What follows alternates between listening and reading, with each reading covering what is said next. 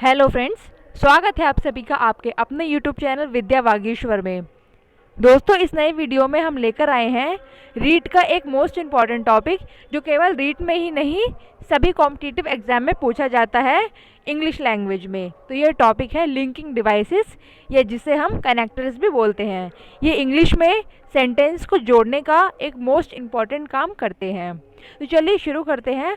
हमने इसके कुछ सब टॉपिक्स बनाए हैं जिनसे हम इन लिंकिंग डिवाइसेस को अच्छे से समझ सकते हैं और एग्ज़ाम में इसको अच्छे से आंसर कर सकते हैं। तो चलिए शुरू करते हैं अपने फर्स्ट टाइप के कनेक्टर से। ऐसे सेंटेंसेस जो सेम थॉट से जुड़े होते हैं उनको हम जोड़ने के लिए and as well as not only but also का यूज़ करते हैं। ये एक लिंकिंग डिवाइसेस है, आप इन्हें ध्यान रखिएगा।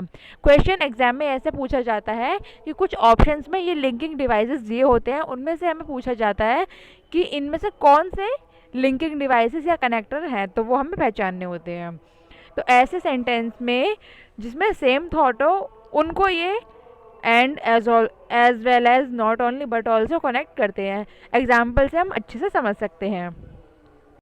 फर्स्ट एग्जाम्पल है tell me the truth dash I will let you गो।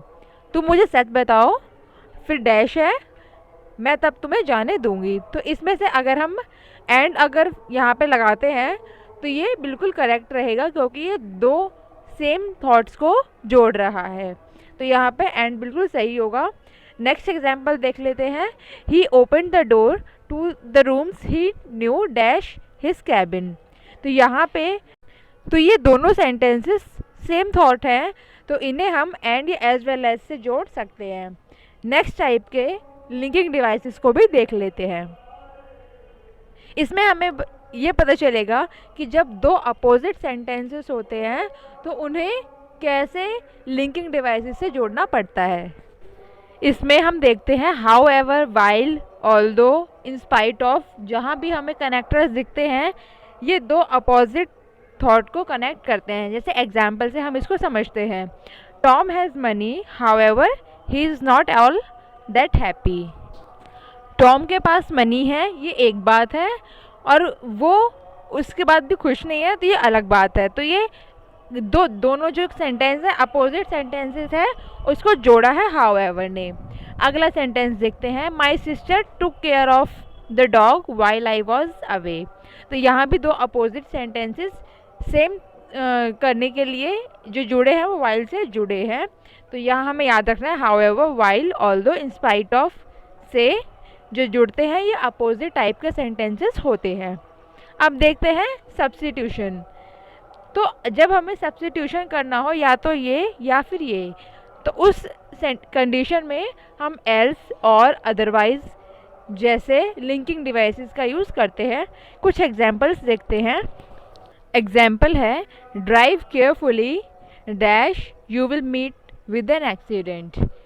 तो हमें यहाँ बताया गया है कि हम अच्छे से ड्राइव करें वरना एक्सीडेंट हो जाएगा। तो यहाँ पे सब्स्टिट्यूशन के लिए हम यहाँ पे और लगाएंगे, या अदरवाइज़ भी लगा सकते हैं। अच्छे से ड्राइव करो वरना यहाँ एक्सीडेंट हो सकता है। तो ये तो हमें सब्स्टिट्यूशन का पता चल गया कि हमें कौन से लिंकिंग डिवाइस यूज़ करना है। लेकिन जब हम और या फिर या एंड में कंफ्यूज हो तब हमें इफ़ का यूज़ करके देखना है। अगर वो सेंटेंस स्टार्टिंग से इफ़ से ठीक बन रहा है तो यहाँ पे और आएगा। जैसे कि देखते हैं, if you drive carefully we will meet with an accident. तो ये बिल्कुल रॉन्ग सेंटेंस है। अगर हम अच्छे से ड्राइव करेंगे तो एक्सीडेंट नहीं होगा, इसीलिए ये जो सेंटेंस है ये रॉन्ग बना है इफ़ से। तो यहाँ पे और यहाँ हम यूज़ करेंगे। अब अगले टाइप पे चलते हैं, वो कौन सा कनेक्टर है।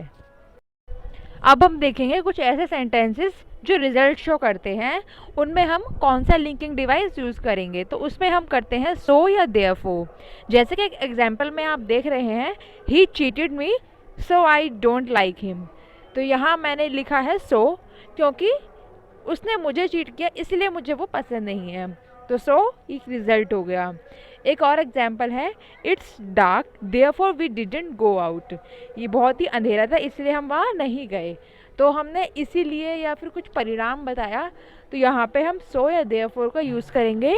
ये भी एक लिंकिंग डिवाइस है। तो एग्ज़ाम में अगर पूछा जाए कि इस पैराग्राफ पे कौन सा लिंकिंग डिवाइस यूज़ किया गया है, तो आप अच्छे से बता सकते हैं कि सो या देयरफॉर भी एक लिंकिंग डिवाइस होता है। चलिए अब देखते हैं नेक्स्ट लिंकिंग डिवाइस को। अब हम बात करेंगे रिलेटिव प्रोनाउंस पे। ये भी लिंकिंग डिवाइसेस होते हैं। इनमें से विच और हु पे बात की जाएगी। ये मेन लिंकिंग डिवाइस होते हैं जो सेंटेंसेस को जोड़ने के लिए यूज आते हैं। एक एग्जांपल देखते हैं। The pen which you give me is good. तो जो पेन तुमने मुझे दिया था वो अच्छा है। तो उसका हमने क्या बताया, वो वाला पेन जो तुमने मुझे दिया था। तो हमने वो शब्द जो लगाया, हमने हिंदी में जो सर्वनाम पढ़े हैं ये वो ही रिलेटिव प्रोनाउन है। तो यहाँ पे हमने विच का यूज़ किया है उस पेन के लिए। एक और एग्जाम्पल है, this is the person who build that house. तो ये वो पर्सन है जिसने ये वाला हाउस बिल्ड किया है। तो हमें यहाँ पे हु यूज़ करना है। तो इससे हमें पता चला कि रिलेटिव प्रोनाउंस भी लिंकिंग डिवाइसेस होते हैं। एग्ज़ाम में अगर हु या विच देके कंफ्यूज करने की कोशिश की जाए तो भी हम यहाँ से सही आंसर चूज़ कर सकते हैं। चलिए अब एक और देखते हैं लिंकिंग डिवाइस कौन से होते हैं। अब हम यहाँ देखेंगे कि जब हमें कंपैरिजन करना हो तब कौन से लिंकिंग डिवाइस यूज़ किए जाते हैं। तो यहाँ पे हम देख रहे हैं देन या एज जब हम यूज़ करते हैं तो ये कंपैरिजन के लिए यूज़ होते हैं। एग्जाम्पल देख लेते हैं।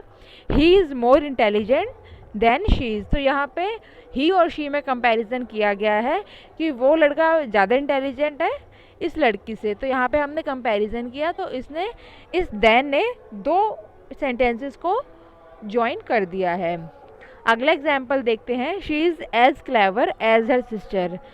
तो यहाँ पे एज और एज से दो सेंटेंसेस को या दो क्लॉजेस को जोड़ा गया है क्योंकि इसमें बोला है कि वो भी उतनी चालाक है जितनी कि उसकी सिस्टर है। तो यहाँ पे कंपैरिजन हुआ है। तो यहाँ हमने इन लिंकिंग डिवाइसेस का यूज़ किया है। चलिए एक और देखते हैं किस टाइप के लिंकिंग डिवाइस होते हैं। अब हम देख रहे हैं कंडीशन पे। अगर कोई कंडीशन बताई हो तब हम इफ़, अनलेस या इन केस का यूज़ करते हैं। Example, if he comes I will help. अगर वो मेरे पास आया तब मैं हेल्प करूँगी। तो यहाँ इफ़ का यूज़ हुआ है। ऐसी और इम्पॉर्टेंट वीडियोस के लिए हमारे चैनल को सब्सक्राइब करें, लाइक करें और शेयर करें। धन्यवाद। मिलते हैं ऐसी ही एक इम्पॉर्टेंट वीडियोस के साथ।